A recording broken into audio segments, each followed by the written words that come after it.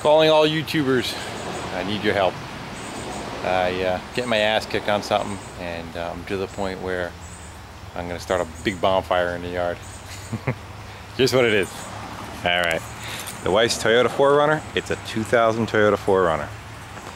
It has 230,000 miles on it. Runs, drives fine. That's not a problem.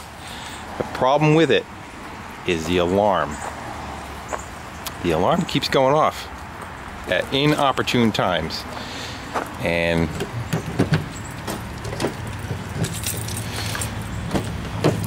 it is a factory alarm. It's not an aftermarket one, and that is where my problem is. If you can kind of read, kind of see all the information on that security system, blah blah blah blah blah.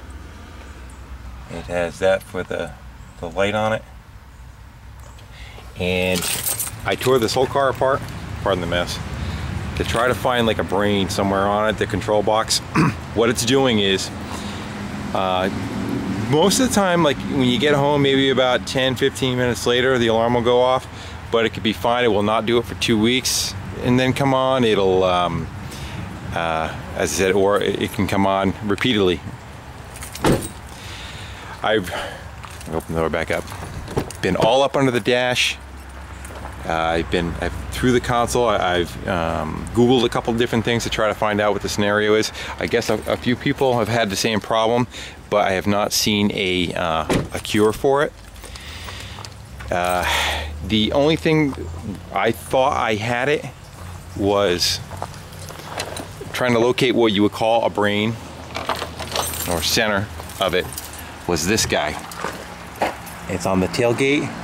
That is the receiver for the remote, and what I thought was happening was it was probably getting a false panic signal, and that's kind of what it seems like, and the alarm starts going off.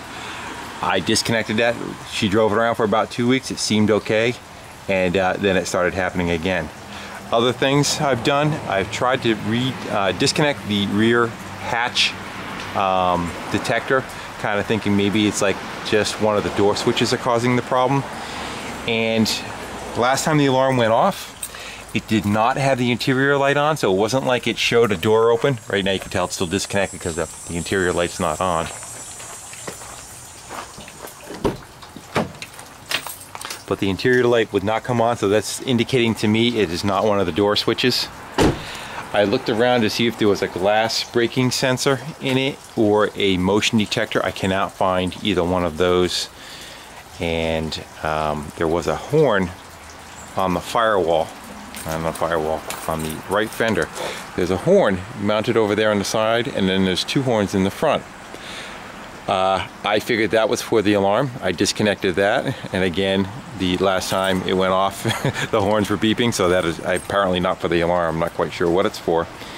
And of course, all the lights flash.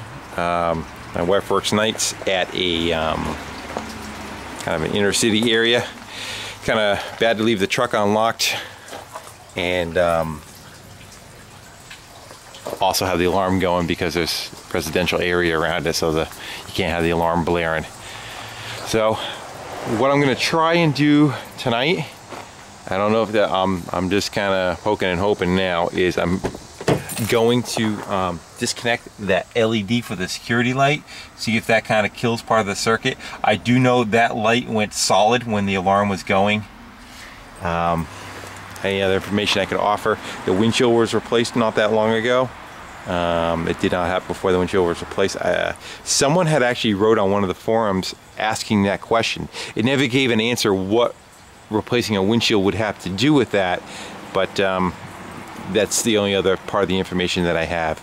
So as I said, it's been happening for a while. I'd say over the past 4 months. Things that I've tried first was disconnecting the rear hatch switch because that was a little iffy on the handle. I kind of looked at all the doors, checked all the door switches, tore the console apart under the dash trying to find a brain or a module for it, and as I said, finally came up within the rear tailgate, unplugging the receiver. If you take the orange box apart, there's a little antenna inside there, and that's what the remote sees. So I tried disconnecting that. That did not work, and I tried disconnecting that horn in the front to disable it. I don't even care if it works, I just want to make it so it's disabled so you don't have to lock it. Of course, if you don't lock the doors, it never goes off, but as soon as the doors are locked with key or remote or with anything, it still does the same thing.